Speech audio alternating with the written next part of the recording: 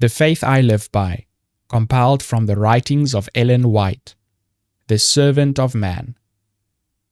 Verily, verily, I say unto you, the servant is not greater than his Lord, neither he that is sent greater than he that sent him.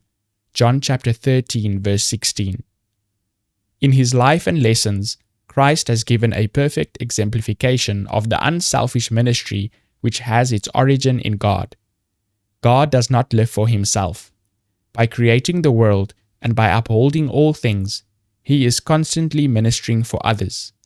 This ideal of ministry God has committed to his Son. Jesus was given to stand at the head of humanity, that by his example he might teach what it means to minister. His whole life was under a law of service. Thus he lived the law of God, and by his example showed how we are to obey it. Again and again Jesus had tried to establish this principle among his disciples. When James and John made their request for preeminence, he had said, "Whosoever will be great among you, let him be your minister."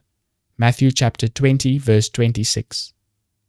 In my kingdom, the principle of preference and supremacy has no place. The only greatness is the greatness of humility. The only distinction is found in devotion to the service of others.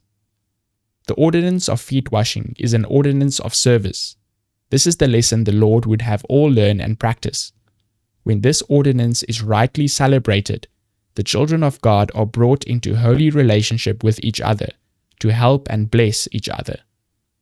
That his people might not be misled by the selfishness which dwells in the natural heart, and which strengthens by self-serving, Christ himself set as an example of humility.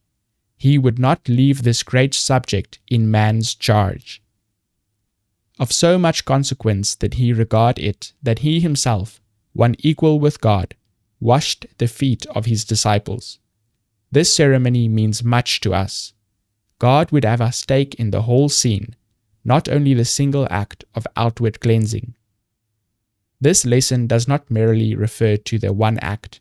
It is to reveal the great truth that Christ is an example of what we through his grace are to be in our intercourse with each other.